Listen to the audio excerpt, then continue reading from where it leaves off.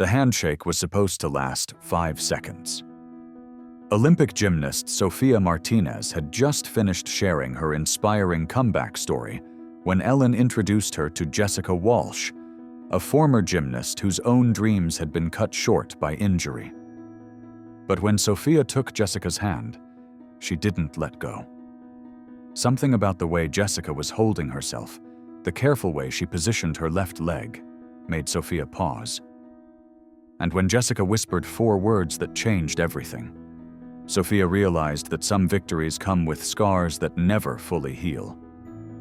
The Warner Brothers studio hummed with the kind of energy that came from witnessing genuine triumph.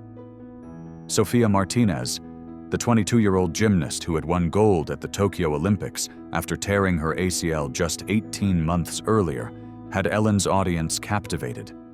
Her story was everything America loved: determination, setbacks, comeback, glory. She radiated the confidence that came from achieving the impossible. Ellen was beaming as she wrapped up Sophia's interview segment. "Sophia, you're proof that dreams delayed aren't dreams denied. Your comeback has inspired millions of young athletes." Sophia smiled, her Olympic medal catching the studio lights. "Thank you, Ellen. I just want every young person to know that failure isn't the end of your story. Sometimes it's the beginning of your greatest chapter."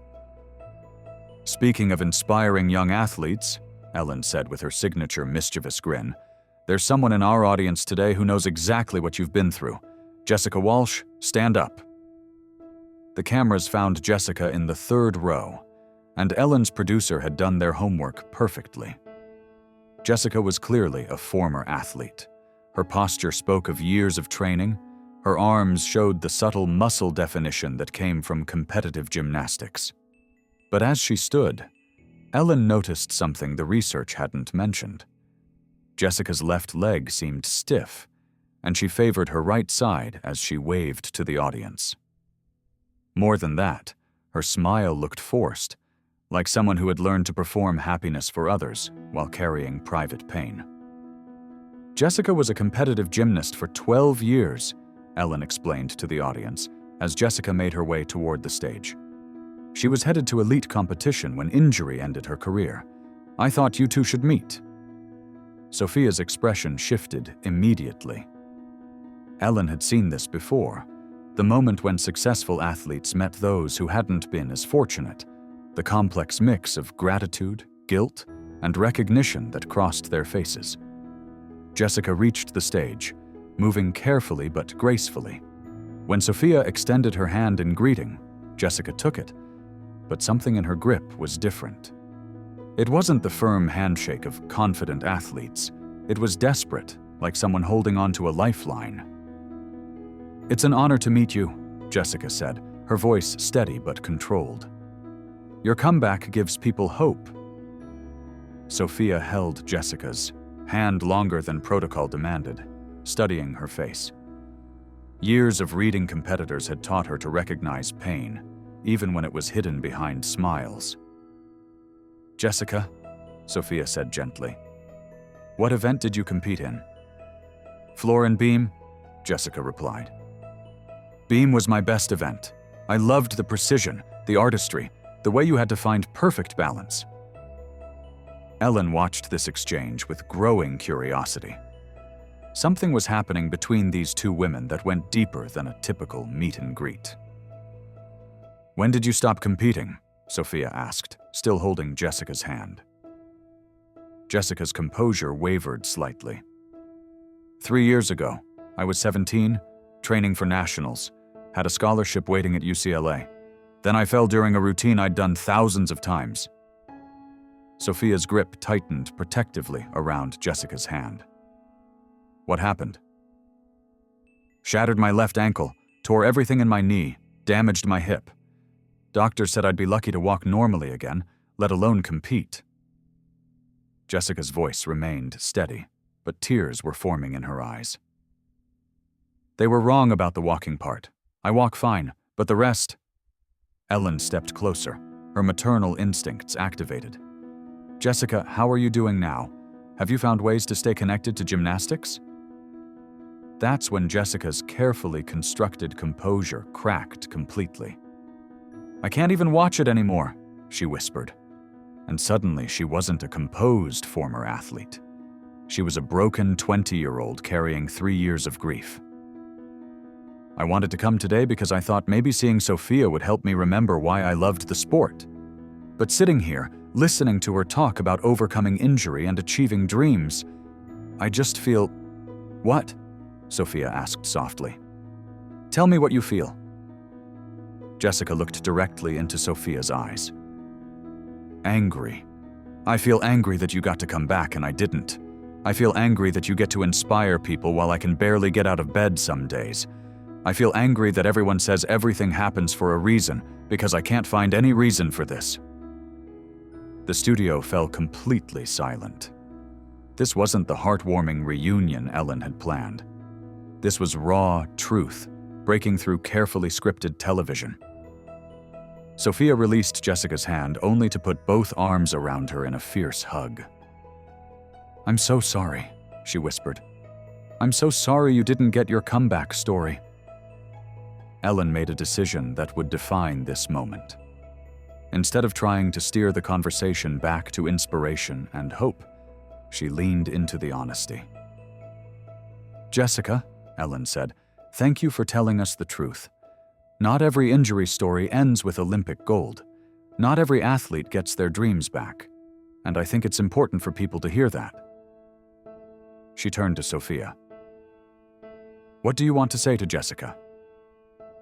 Sophia pulled back from the hug, but kept her hands on Jessica's shoulders. "Jessica, I need you to know something. My comeback wasn't just about me. Every day during rehab, every day when I wanted to quit, I thought about athletes like you who didn't get the chance to try again. I carried their dreams with me too." Jessica shook her head. "That's beautiful, but it doesn't change anything for me." "You're right," Sophia agreed immediately. "Nothing I say changes what happened to you. But can I tell you what I see when I look at you?" Jessica nodded, wiping tears from her eyes. "I see someone who trained for 12 years with the discipline of a champion.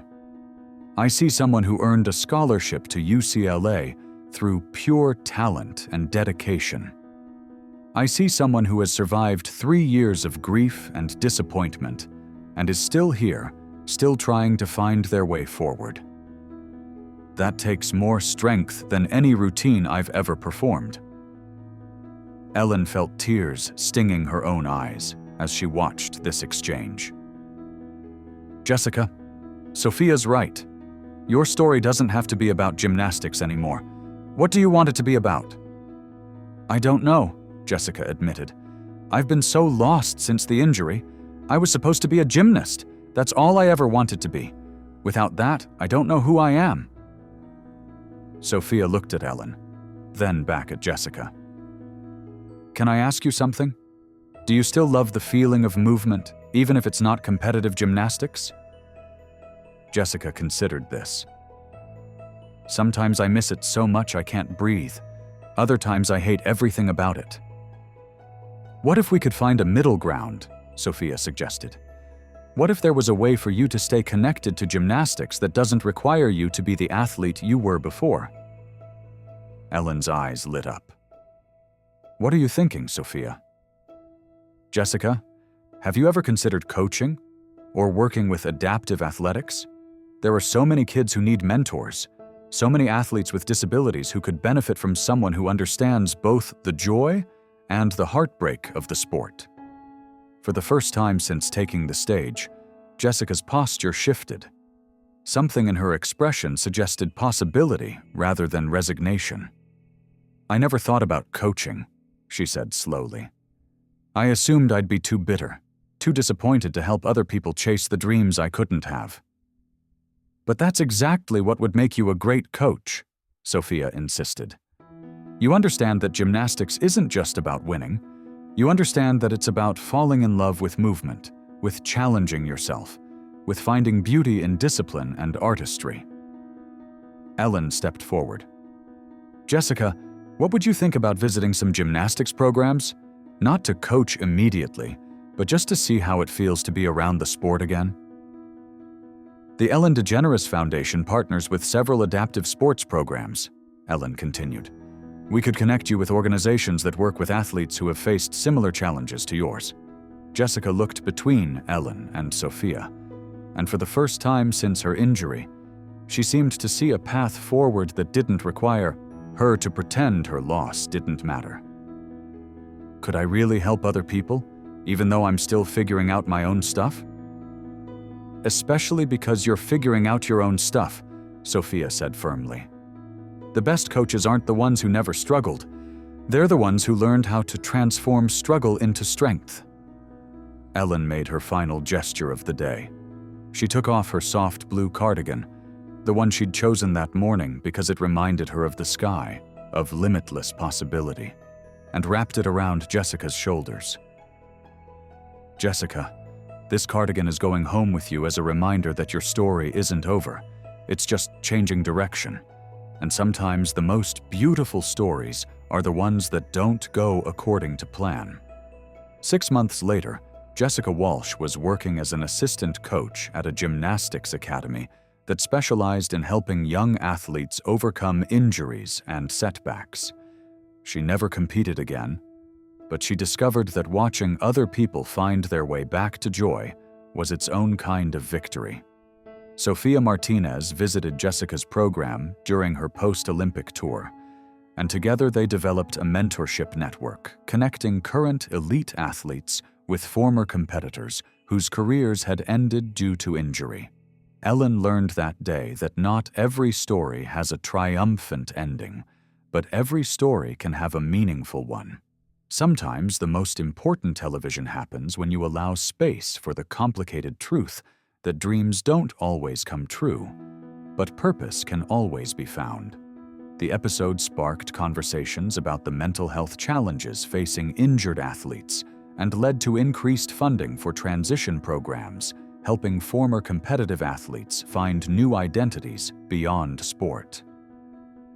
And Jessica learned that sometimes the end of one dream is actually the beginning of discovering a calling you never knew you had.